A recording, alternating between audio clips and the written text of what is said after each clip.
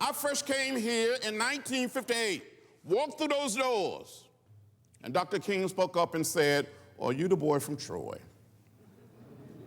Are you John Lewis?" And I said, "Dr. King, I'm John Robert Lewis." I gave my whole name.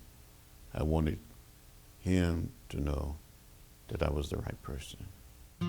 John Robert Lewis, the son of sharecroppers, was born and raised near the small town of Troy, Alabama, deep in the segregated South. I knew all around me that something was wrong. I would question my mother, my father, and I would say, why segregation? Why racial discrimination? And my mother would say, that's the way it is, that's the way it is. My father would say, that's the way it is. Don't get in trouble, don't get in the way.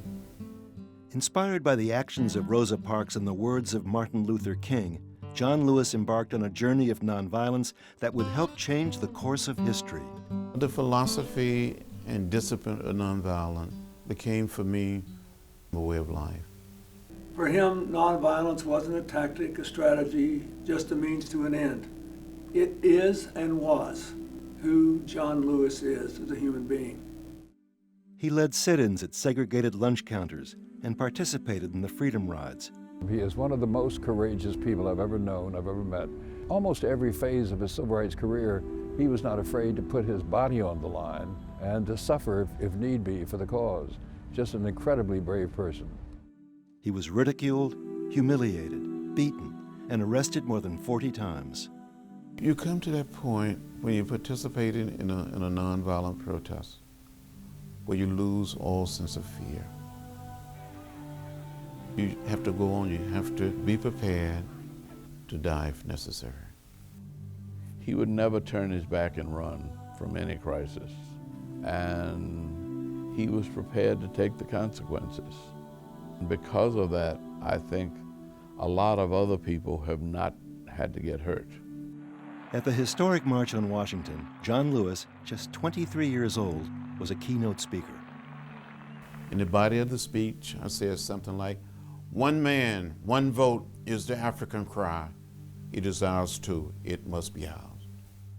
Then, on March 7, 1965, John Lewis helped lead a group of 600 orderly protesters across the Edmund Pettus Bridge in Selma, Alabama.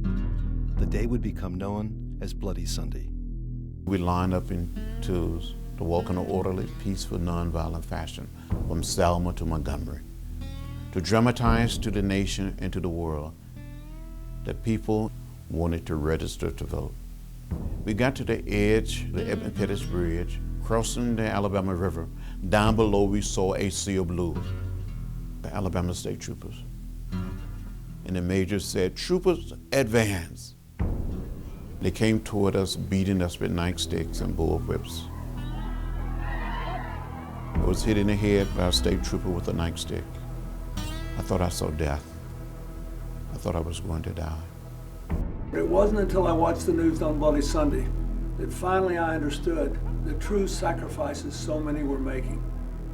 That day, I joined an entire generation of people who made a larger commitment to the pursuit of justice than they had ever made before.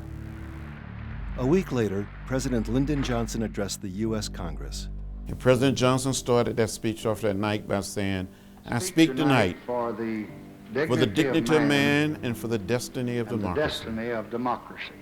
In that speech, President Johnson condemned the violence in Selma. He introduced the Voting Rights Act, and before he concluded that speech, he said, "And we shall overcome."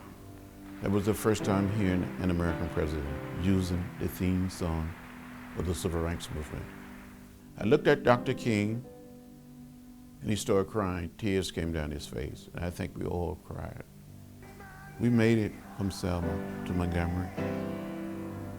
The Congress passed the act, and on August 6, 1965, Lyndon Johnson signed a law that led to a transformation, not just of Southern politics, but American politics. You know, heroes are few and far between. You see people and you say, well, this person created a heroic act, but then you think about it really wasn't. John Lewis is an American hero.